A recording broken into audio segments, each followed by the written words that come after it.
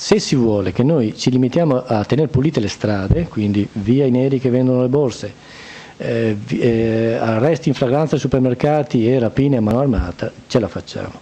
Se però ritenete che sia un reato inquinare, sia un reato drogare l'economia e lucrarci, sia un reato fare il riciclaggio, fare tutte queste attività, violare le norme antinfortunistiche, tutte queste cose qua.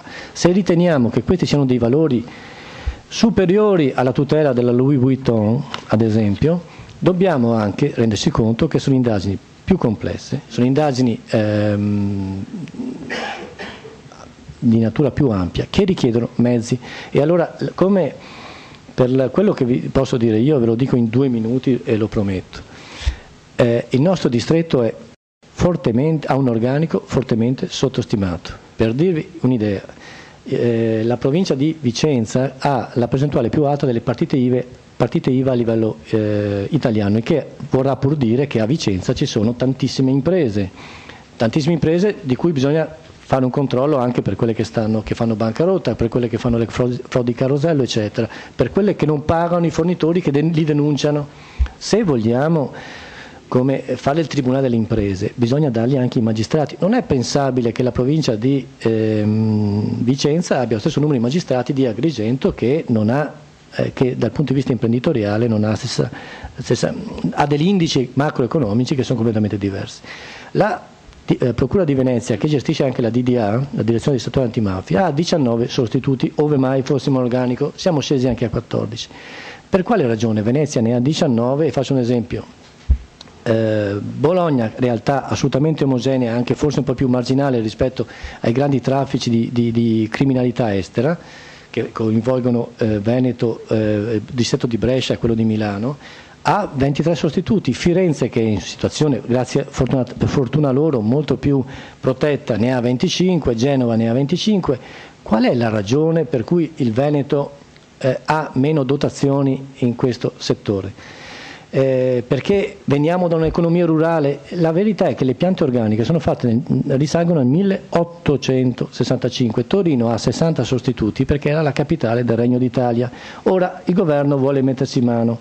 Credo, venendo al concreto, credo che questa sia l'occasione per cominciare a ridiscutere di come si spalmano gli organici nelle regioni. Il Veneto è la terza economia italiana, se non vado errato, diciamo regione italiana dal punto di vista economico, e ha degli organici sottostimati. Guardate che potete incriminare quello che volete, ma se il magistrato è uno solo e invece di arrivargli 1200 fascicoli all'anno gli arrivano 1600, comunque più di 400-500 non ne fa.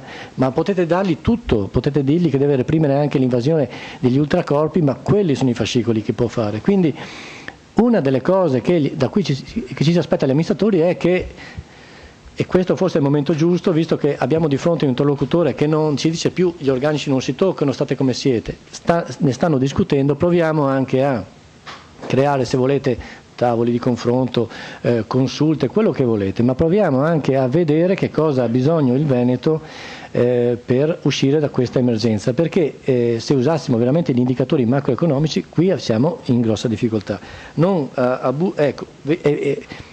Vi faccio un esempio: hanno spostato alla direzione di settore antimafia la repressione del traffico di rifiuti, che non vuol dire le organizzazioni criminali, ma il traffico. Quello con l'APECAR, che ogni lunedì va a buttare in discarica i rifiuti, fa un traffico perché ha un APECAR e lo fa abitualmente.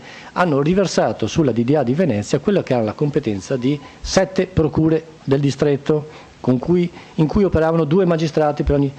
Noi siamo rimasti sempre in 3, adesso in 4, e ci hanno trasferito il carico di quello che prima veniva fatto da una decina di magistrati. Voi pensate che come nel privato abbiano detto voi che lo facevate a Verona venite a farlo a Venezia? No, perché il nostro legislatore non ragiona come un imprenditore privato, ragiona. Adesso il messaggio era: vogliamo far paura a chi traffica i rifiuti, se ne occuperà la DDA, peccato che le pene siano rimaste uguali, le intercettazioni sempre per 15 giorni, non per 40 giorni come per quelle della DDA, e appunto le pene sono bassissime, da 2 a 8 anni, come una banalissima ricettazione. Qual è stato l'effetto? Di intasare la DDA, di non reprimere più in maniera efficace il traffico di rifiuti, ci vorrà del tempo per digerirli, E qual è stato l'effetto quindi veramente finale?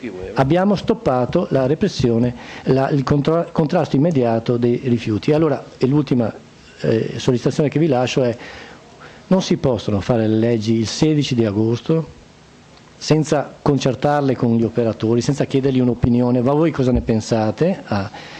E la gente torna dalle ferie il 1° settembre, scopre che deve occuparsi di questo. Non si possono fare le leggi senza farle fare a qualche consigliere di Stato che è distaccato al Ministero, che non sa cosa sia il diritto penale e la repressione, e senza calcolarne l'impatto. Ecco, se adesso si respira un'altra aria, io mi auguro che, non dico che si voglia mettere nessun veto, sia chiaro, ma viva Dio, possiamo parlarne prima di adottare certi rimedi che spesso sono drammaticamente peggio del male? Scusate se ho abusato del vostro tempo. Grazie.